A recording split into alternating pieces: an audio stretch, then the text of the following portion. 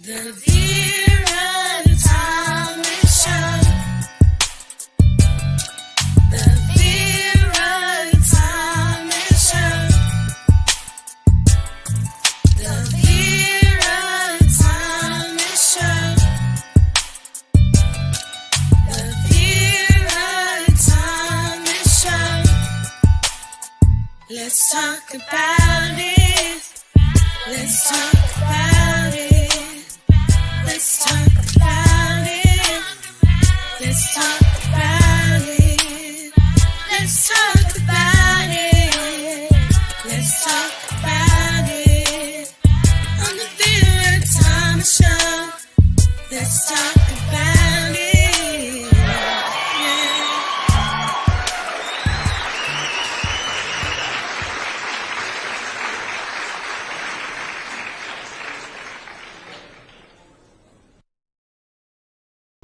He didn't just study history, he lived it, challenged it, and spoke truth to it even when the system turned its back.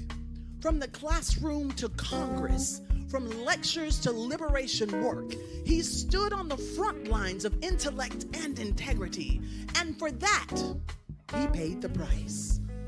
They called it blacklisted, but what really happened was rebirth. This is not just a story about a man who wrote a book.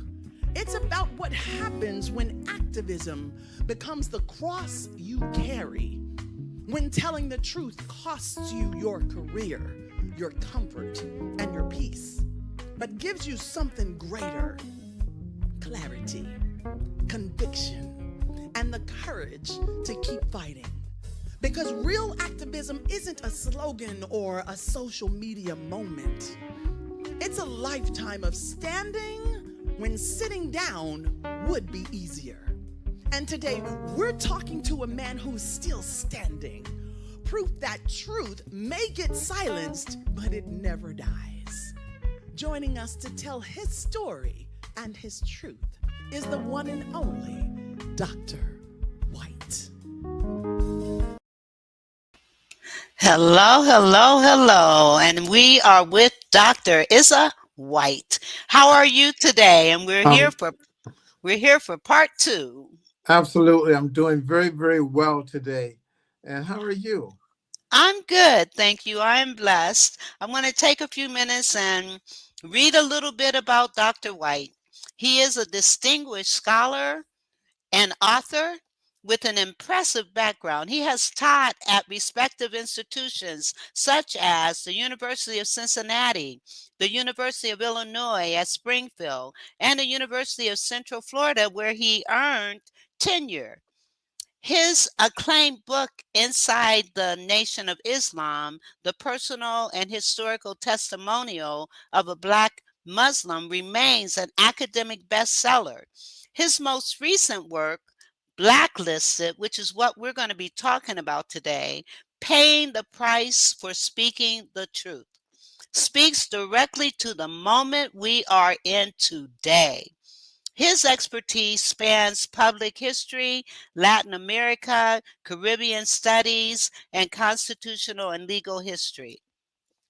In addition, he has done so much in terms of being featured on BBC, Al Jazeera, and History Channel, the Discovery Network, CNN, Fox News, Nightline, 60 Minutes, and Good Morning America. Beyond academia, Dr. White has been deeply engaged in politics and public service.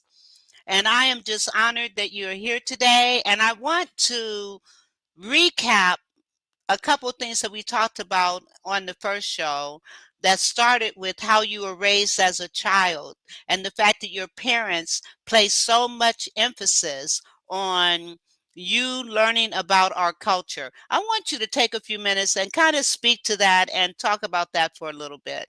Well, first of all, my mother and father, they were entrenched with the words and the doctrine of Marcus Garvey. My father attended Marcus Garvey schools in Costa Rica, Puerto Limon, Costa Rica. And my mother, her mother taught her a lot about Marcus Garvey as a young girl, being reared in New York. With that being said, my family was rich in education, cultural and ethnic education, and also the resiliency that stated no matter what was going on, no matter how hard the struggle, we would not only survive, as Maya Angelou stated, but we will be victor in the end. So that's the type of lifestyle, that's the type of background that I had. We always had a book. Now kids have the telephones, and they're looking online, social media. In my home, my parents had books. We had volumes of books, and they made sure that I read every day.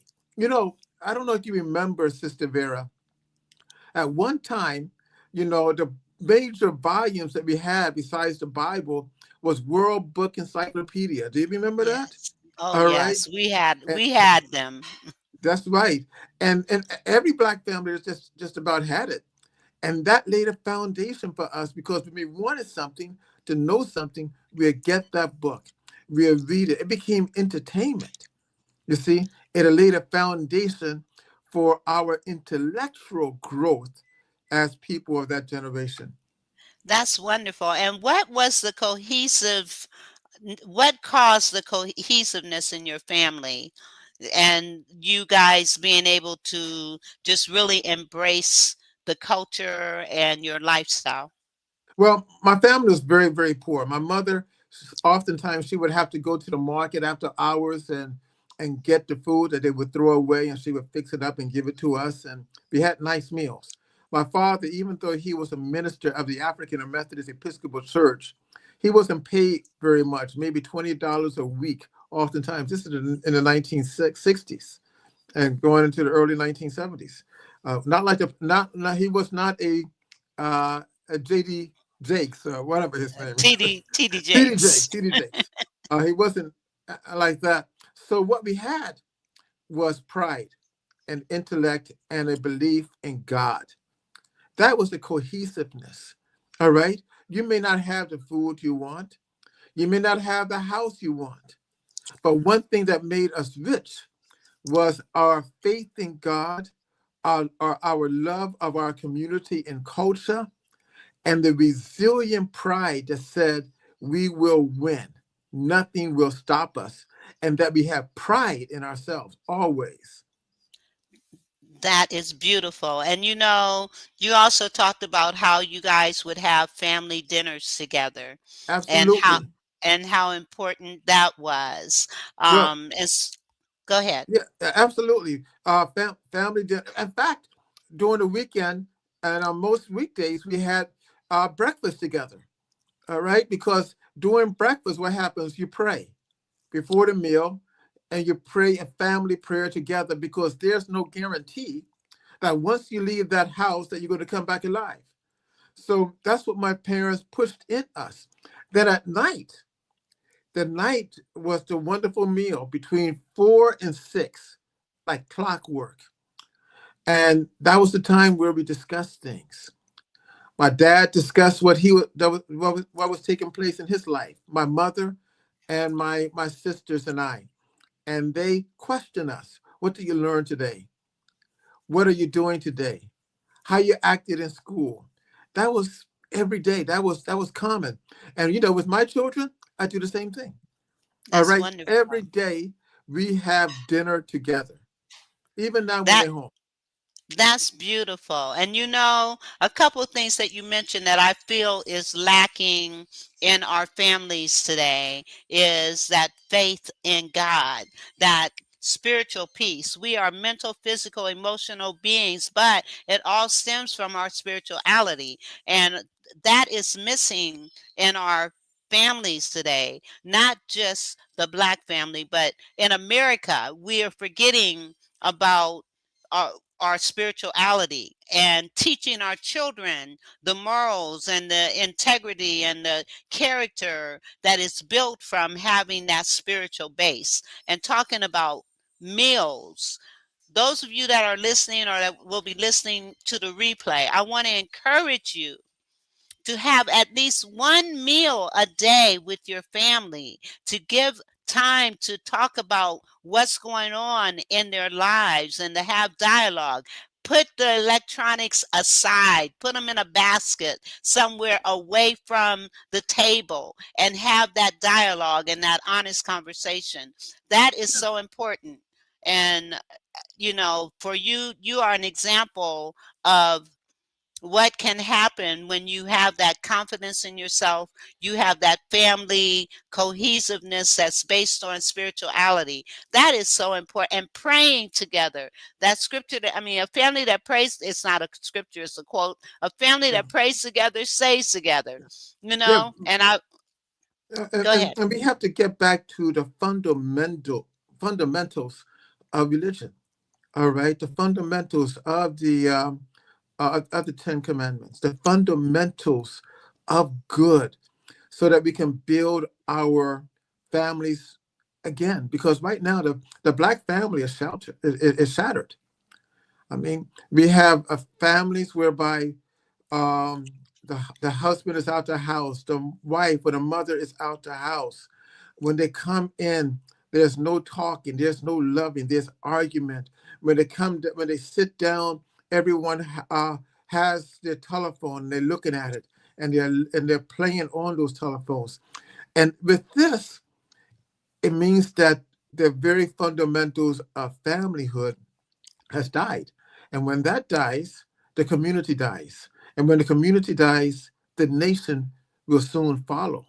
And we have to get back. And the church has become a plaything, a place for entertainment, as opposed to learning the gospel and following the gospel and utilizing the gospel in a liberation manner so that we can achieve in this world. It has become a plaything, a dance hall. I mean, I saw the other day in a church where people were doing that fan dance in the church. Well, let me say something. There's a scripture that says, where the Spirit of the Lord is, there is liberty. And liberty, and from what I feel, is I think that when we dishonor through words and through music that is um, derogatory or anything like that, I can see how that could go against beliefs. But even David danced his clothes off. You know what I'm saying? Yeah, And I don't so, I don't mind the dancing, but a certain type of dance. I mean, back in the day when I was a dancer, we had a dance called the freak. All right. Now I I don't know if remember. anyone, you remember? All right, so I don't think you would like to see me do the freak in the church. Oh, absolutely not. Absolutely not. All right. No, that's not what I'm saying at all.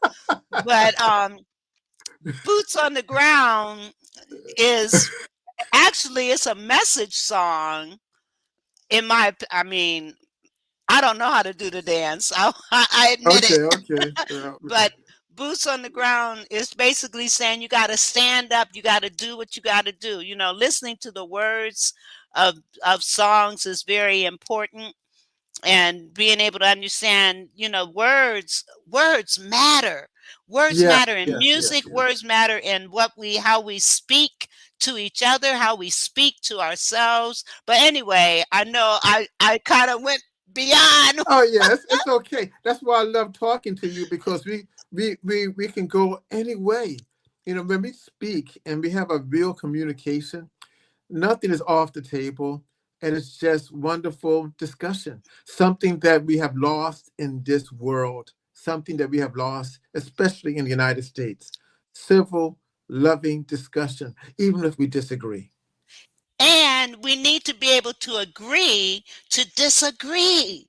And Absolutely. and right now, right now in our country, like so much, all this evil, straight evil that's Yeah. happening right now. And I know you're running for U.S. congressman, for Yes. the state of Florida.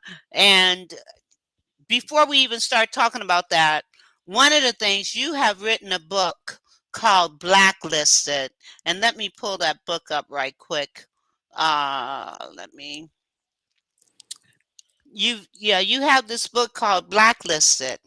Hmm. And that's and I want to kind of talk about that and talk about your experience with blacklisting. And if you could define for our audience, for those who may not know, Yeah. when we say blacklisted, exactly what are you saying?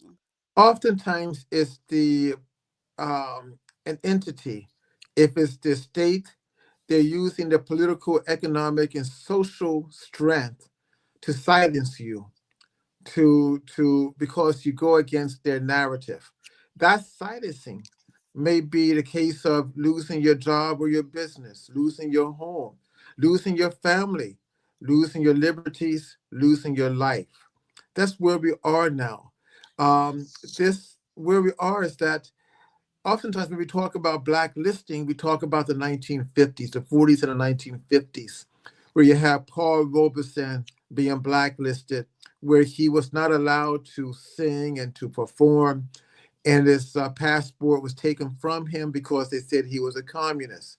Blacklisted with W.E.B. Du Bois, the great intellectual who never earned tenure anyplace. He was always fired. He was looked upon as being actually a misfit academically, even though he was so brilliant. They blacklisted him. We did not begin to love his greatness and genius at least 10 years after his death, and he died in 1963. So, but now we have a blacklisting that is 10 times worse, because it is done in a manner that is based on not destroying you, just a person, but destroying your entire family, destroying your community. Why? Because you dare to ask a question. Why? Because you dare to analyze what is taking place. Why? Because you dare to call names of the people who's doing this service to the American community. And unfortunately, right now, it is happening across the board. And I think about what's happening in Minnesota, and two white people were Yeah, brutally murdered. We've got a comment coming in. Let's check it out. Okay, Don Miller. He hey, says, Dr. White, you are a great intellectual. Thank you for watching, and please share with others about this show today. Thank you, Don Miller. And Don Miller is so, my home guy. Don Miller is he's a local celebrity, and he has a very good talk show, and he's been blacklisted too, oh because my. he is not afraid to speak truth And consistently. we have to speak truth to power. And right now, there is a fear campaign going on, and that's why all these things are happening that are happening, is to invoke and evoke fear to keep people silent. And we cannot, God has not given us a spirit of fear, but of love and of power and of a sound mind. And we need to exercise those things and speak truth to power. You see, what has taken place, Sister Vera, is that the African American community has been under the shade of blacklisting and being attacked for not a year, not 5 years, but for decades and Forever. generations. And the larger community, and even many other minority groups, if they're Latinos or Arabs, have never been under this. And we have been telling them this is what's happening to us. And America is not that great place. It is a great place, but it has not achieved the potential No. that it can achieve. So therefore, you have African Americans who were blacklisted, destroyed, killed, from the far left to the far right. So my story is one whereby it questions, how do you navigate this blacklisting? How do you identify it? Who do you talk to when you feel you're under attack? And how do you make a living when everything has been stripped from you?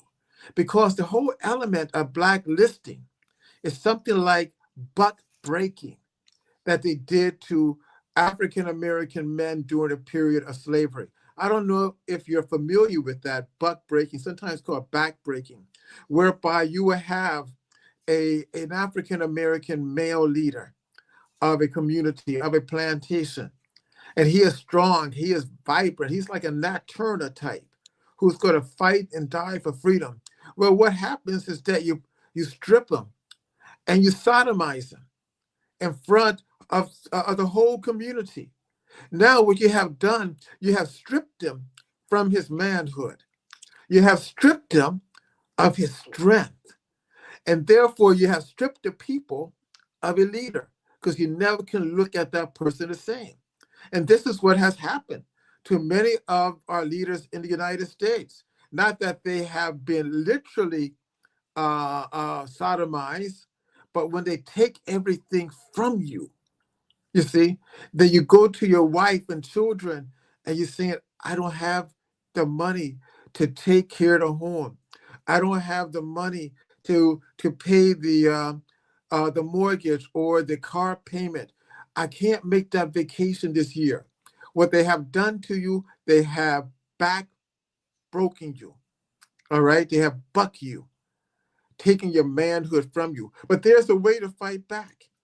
And that fighting back is to be resilient and to find your strength someplace else. And let's come back to that, because my question is, when you've been beaten down and beaten down and beaten down, when you are with everything that's going on right now as we speak, how do we encourage people to be resilient, to push back, to have that courage? How do you get there? What do you do to tell us? Help us out here. We need some help. Well, first of all, always hold on to your dignity.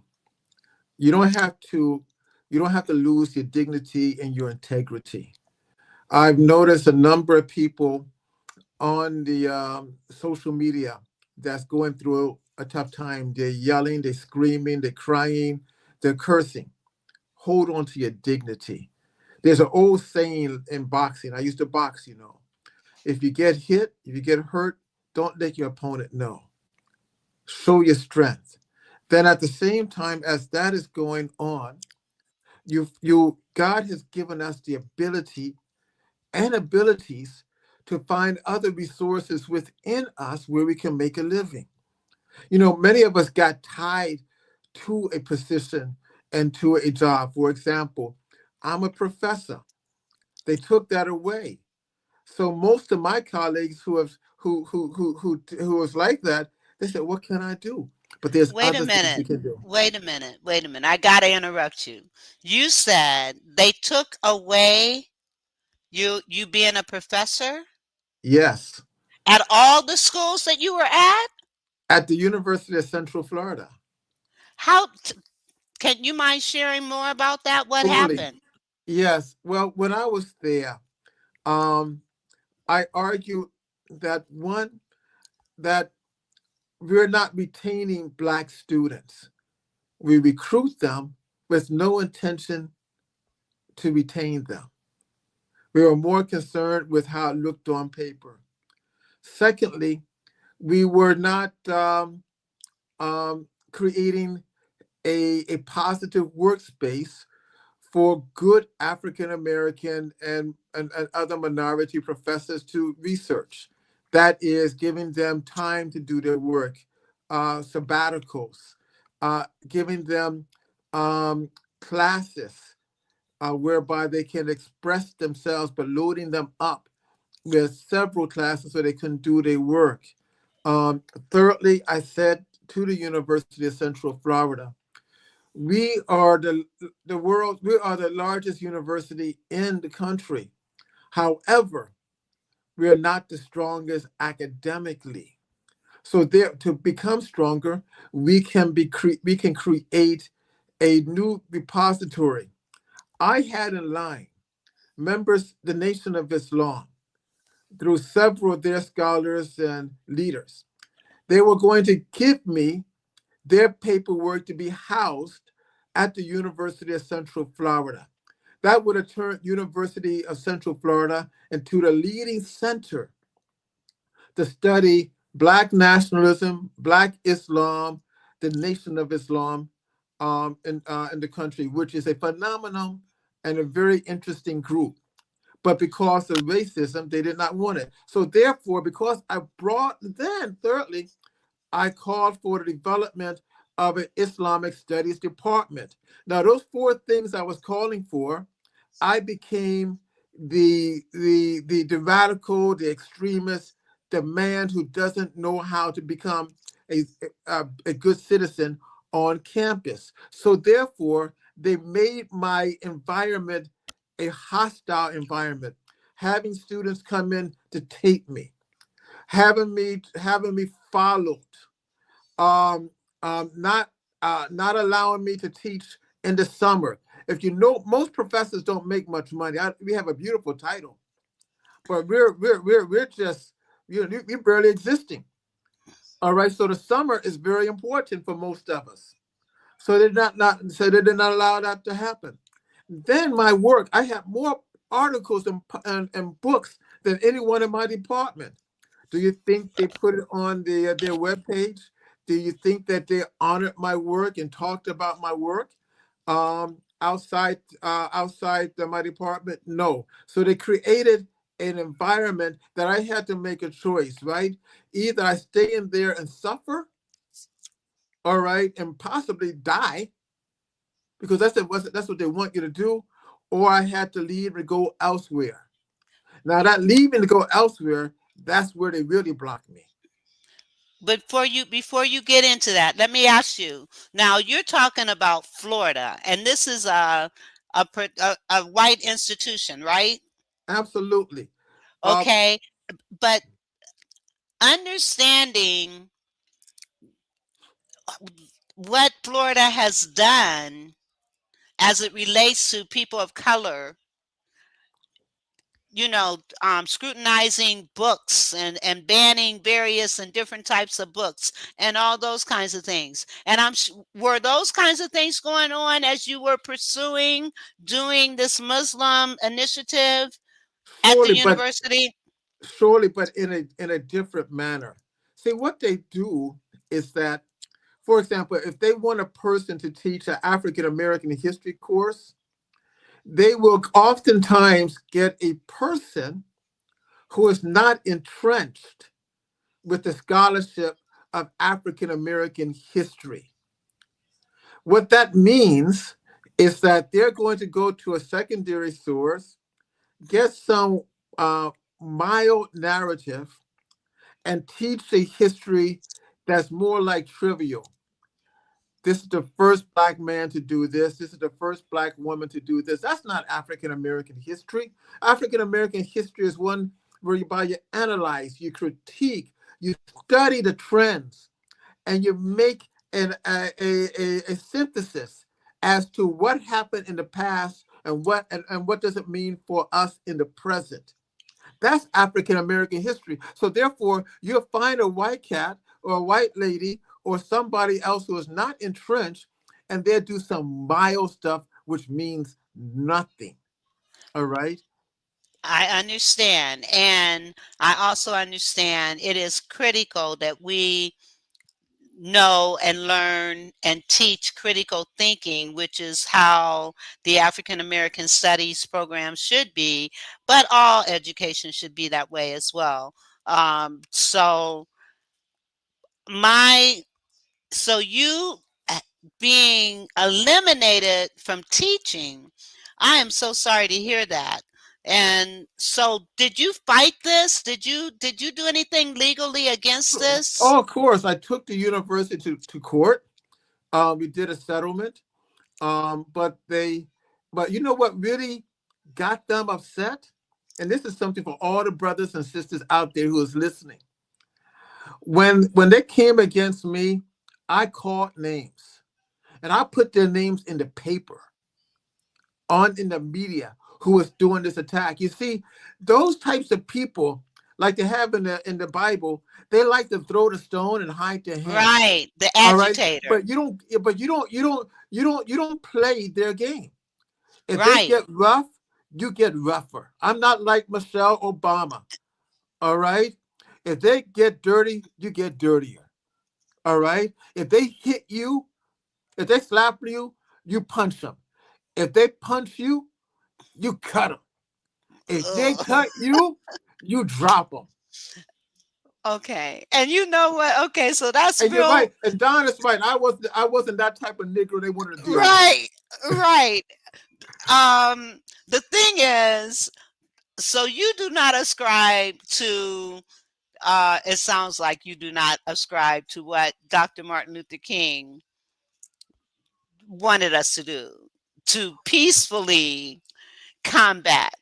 Because you're Well, saying, yeah, let's talk about that, because well, I think about the scripture. I'm more along, but Michelle Obama, she has changed her tune as well because of all this stuff.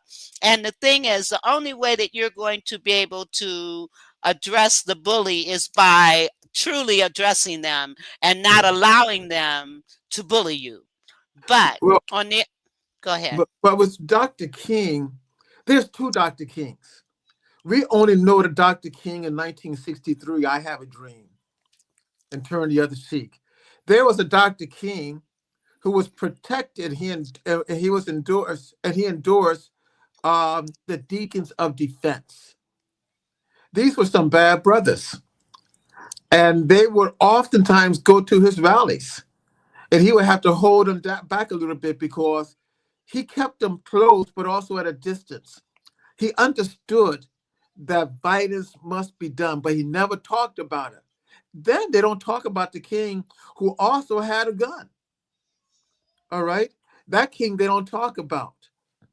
You see? So yes, he was nonviolent, but he also had an avenue when violence is needed. And just before he died, all right, he had come to those terms that this is an economic issue and that I cannot keep telling Black people not to be violent and not to fight for their own livelihood when the United States is the greatest purveyor of violence in the world. And when I'm telling people to go and fight and kill in Vietnam, that Dr. King, they don't tell us because that Dr. King is scared. But yes, my father is a Costa Rican. Let me tell you about what they're doing in Costa Rica and Panama, which they'll never tell you in the history books. All right? When those Blacks in Panama, when they heard of Blacks being lynched in the United States, and remember, Blacks was lynched every other day from 1900 to 1920, every other day. And when they would hear of Blacks being lynched, they would kidnap a white soldier and they would deal with them. You see, they don't want to talk about that because they want to give the impression that we were passive. No, we weren't passive. No. We fought for our freedom and we killed and died for our freedom. And there's nothing wrong with that. You see? But when you hold on to one strategy of just, hit me and turn the cheek, I'll be okay. You know what, Sister Vera, you're a lovely lady, you're a beautiful lady, and you're a Christian lady. But I'm sure if I came over to you and slap you, you're going to meet me with a left hook. Well, wait a minute. My family will tell you I wouldn't do it, but they would. That's what I'm talking about. I'm not a fighter. I really not physically, but I have family that they always came to my rescue, and I know that may sound bad, no, but it's just not. I'm just not. Didn't Jesus have a disciple who had a sword? Who was he? Peter? Well, I cannot remember the name. but Jesus asked him about your sword. He said, "Do you have your sword?" And I'm just paraphrasing. I'm not a scholar in the Right. Bible. And he said, "Yeah." Then Jesus comes back and said, "You should have two of them." And see, my whole thing is, I definitely believe that we should fight back. But we need to fight back, not we need to fight back with our minds, we need to fight back with strategy, we need to fight back with action. But even Jesus got angry in the temple more than once. And so I understand that there are times like now is the time for, I mean, people are angry right now. People are afraid right now. People are scared right now. So because of that, and you're running for Congress, how are you going to impact what is going on in this country today? Well, what is taking place with ICE, and it's not a good thing. What I mean by that is that ICE has the right, and ICE has been around for a long time. A Yes, lot it of people has. think that it just came up with the Trump administration. Mm-mm. And ICE been deporting people. I mean, Obama used ICE, Biden used Mm-hmm. ICE, Mm-hmm. Bush and everybody else used ICE. All right. So that has always been part of this country for so many years since we've been talking about illegal aliens. My issue is that I would propose and bring on the floor that whereby when we have a person who is going to be deported, yes, put them on an ankle monitor or ankle bracelet, but give them maybe 3 or 4 weeks to put their house in order so that they can make that transition to their new home or back to their original home. Because when you have one person who is deported, it's not just them, it's not just the father or Right. the mother. The children are going to follow. The mother and father, grandparents may follow. It's oftentimes for everyone that's being deported, you have three people who's going to follow them. So therefore, put them in an area whereby they can achieve when they go back home, and give them some time to put their lives in order.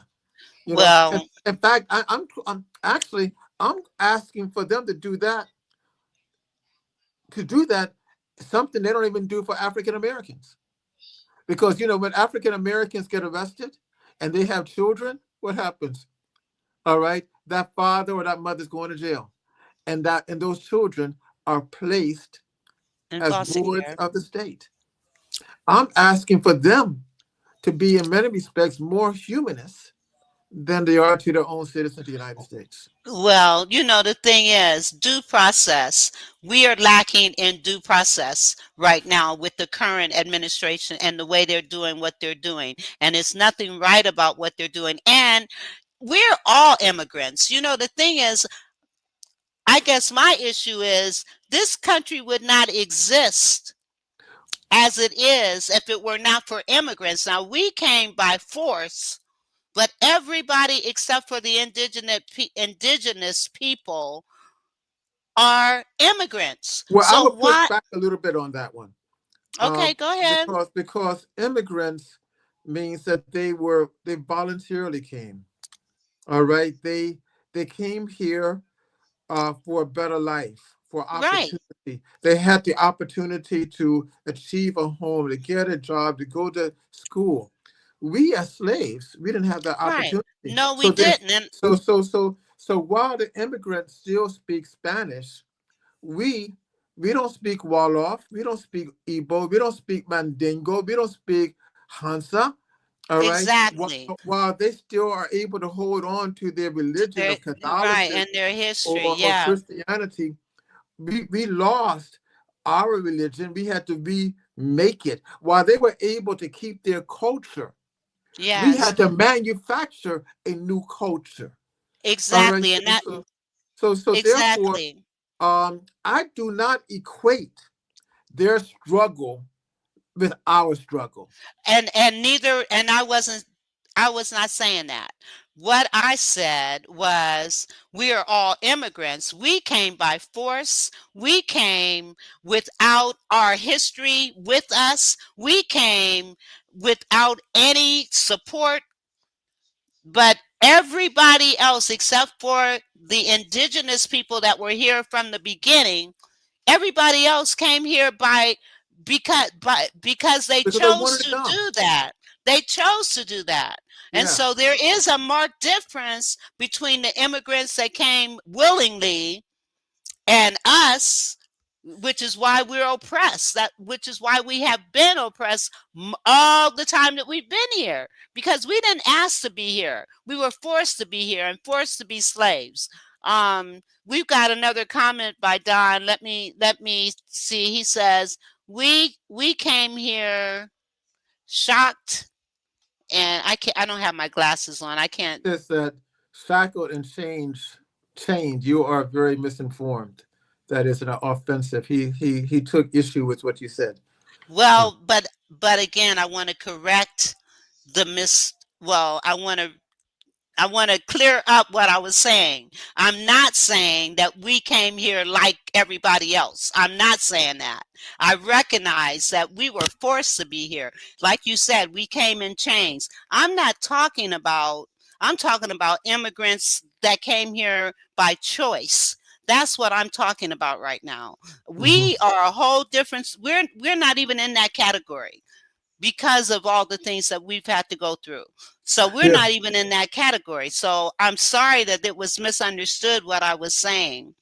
You And see, he says, there is a statement now that many immigrants, Latinos, Arabs, Indians, Persians, even Africans are arguing now that African Americans should stand with them and lead their struggle because they're saying that, well, what's happening to us will also happen to you. The difference is that African Americans cannot be deported. And there's another issue that is really causing tension within the African American community that's causing African Americans to ask the basic question. When there was the Rodney King issue, Trayvon Martin issue, and several other issues whereby we were gunned down in the street, beaten up by policemen, our houses bombed, like in whole cities yeah, bombed, and you and in know? Philadelphia, when our great Fred Hampton was murdered in Chicago. Where were you, Latinos?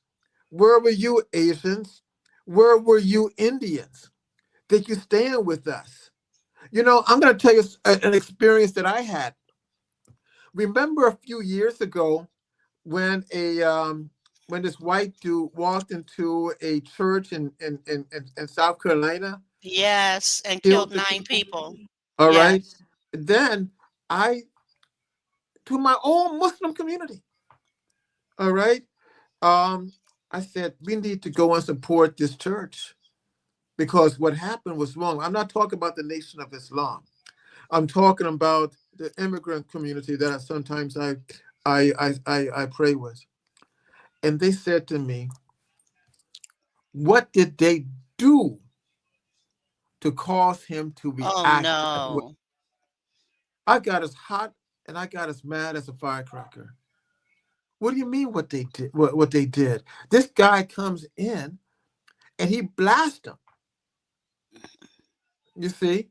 And so therefore, I said to their own community, if you talk like that about them, then I know what you think about me. All right. Just because we are brothers and sisters of the faith, we're not brothers and sisters of the struggle. All right. And I had to separate myself from that. And that's where a And number of African Americans are feeling right now. And the thing that the other group has to understand is that all the benefits that they have, guess what, came on the backs of the African Americans. absolutely. You Every know, abs- Absolutely. you know, and Absolutely. you know, and we don't even benefit. Around the corner from me, This cat came in about a year ago from Cuba, 5 houses down from me. And, he bought a beautiful home. I said, where you got the money from? Who gave you a loan? The government. The government, right. But you have an African American who's Yeah. working day in and day out, Right. saving their money, trying to have good credit, but can't get nothing. Right. Well, systemic racism, and the fact that, I mean, we bear the brunt of everything, now, but I have to say, right now, every one of us are in jeopardy. All of us are. I mean, we are in an evil time right now where there seems to be no respecter of persons except for those that are wealthy.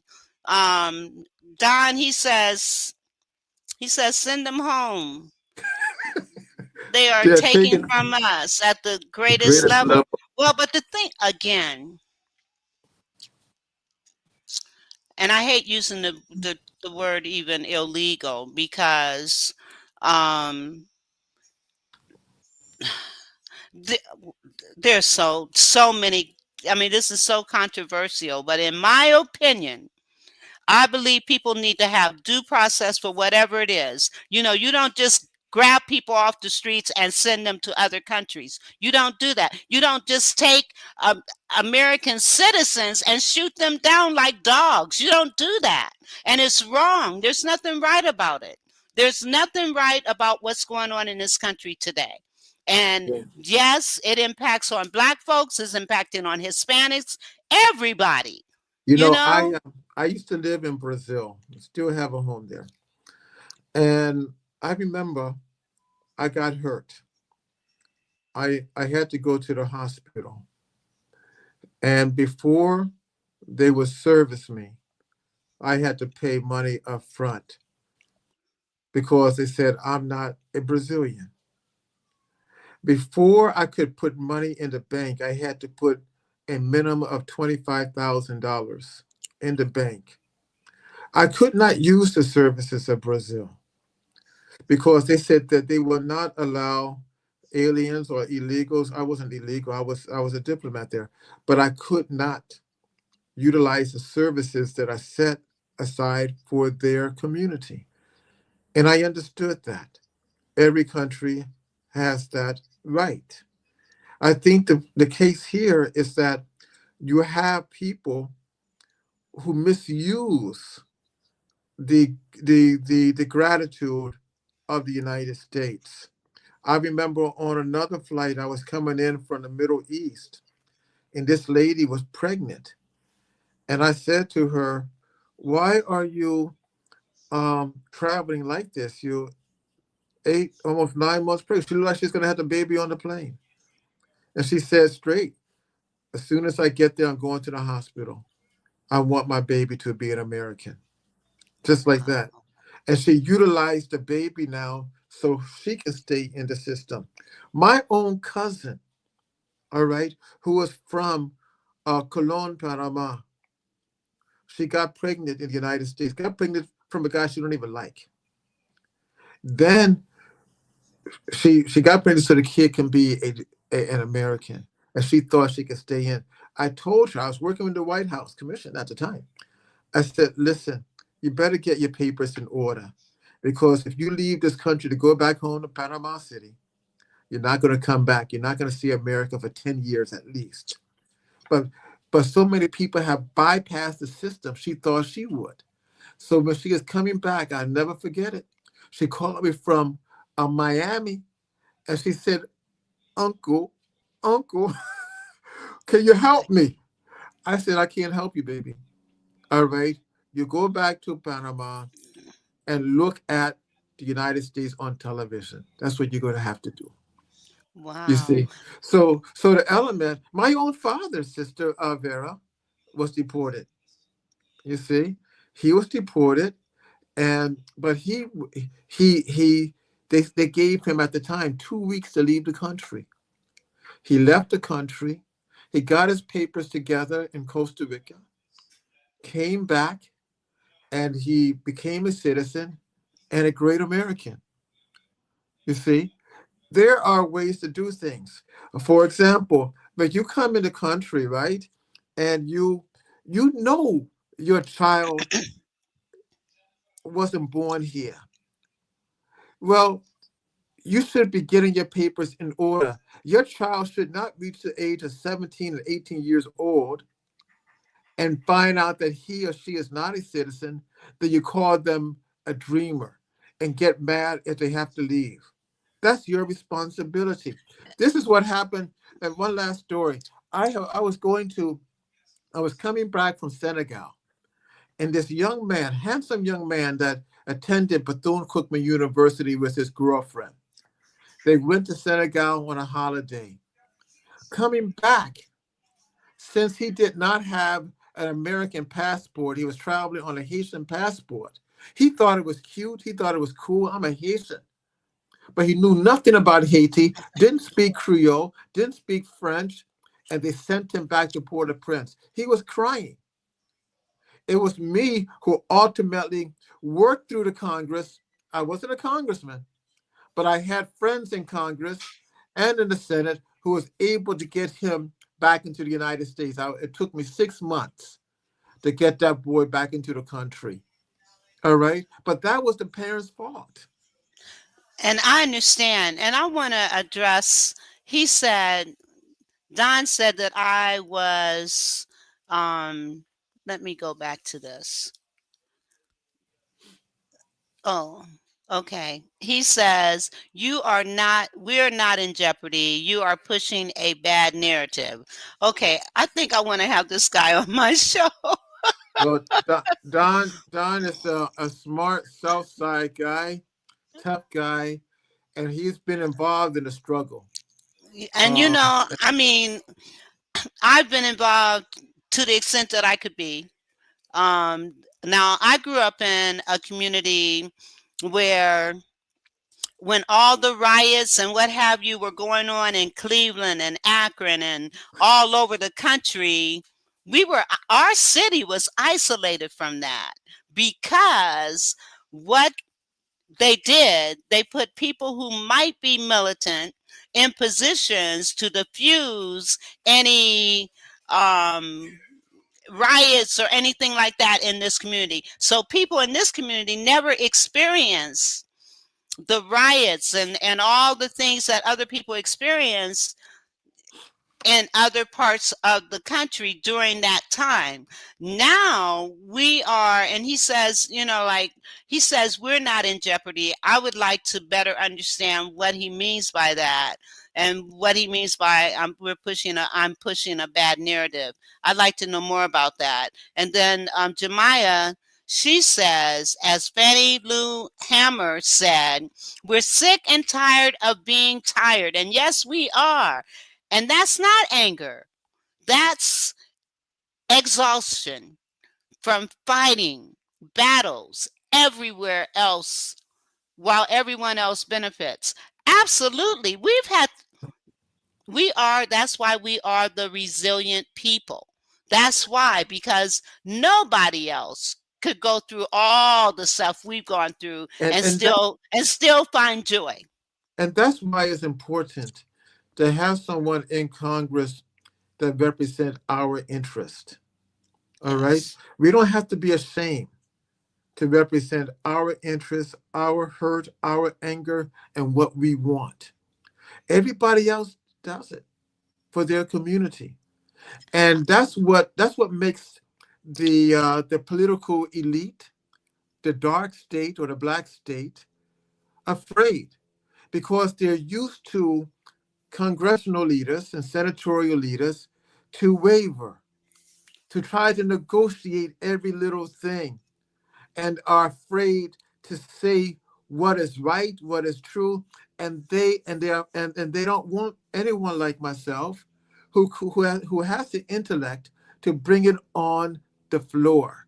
I mean, do you realize, Sister Vera, that the majority of the leaders, black leaders that we have in Congress, have never authored a stay alone bill. That means a bill that represents their community without being tied to anything else. Well, but let me also say, when you are a member of Congress, you are representing your entire constituency. And Sure. so, and I understand what you're saying, and I think I I think one of the problems, one, we as Black folks are not sticking together, being Yeah. supportive of each other as a whole. Now we have pockets where it does exist, but as a whole, we're not. It's like the Willie Lynch syndrome. You know what I'm saying? You're familiar, I Yeah. know, with Yes, of Willie Lynch. course. And so it's like we are continuing to perpetuate what he said.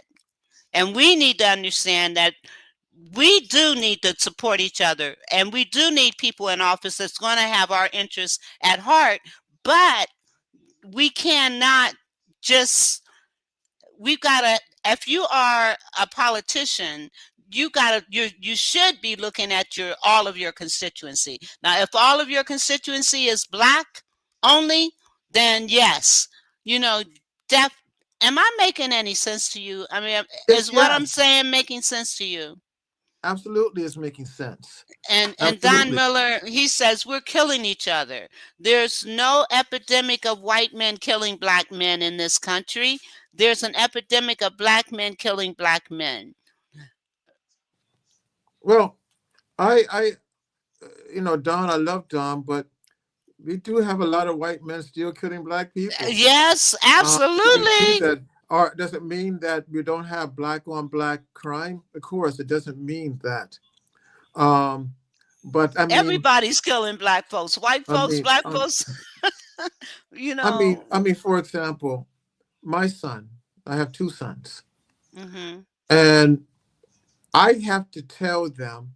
I had to teach them how to act if they're stopped by a policeman. All right. Now, some people would say, well, you don't have to teach that to white kids. For the most part, you don't, because they take the white police as being a protector. We take the white police, bad or wrong, indifferent or not, as being the one who can take our lives. When Yes. most Black people are driving and they see a blue light behind them, they get nervous. They begin to ask, what did I do? Am I going too fast? My headlight, my tail lights, are they out? Did I go through a light that I didn't know? All these go things in your head. It happened.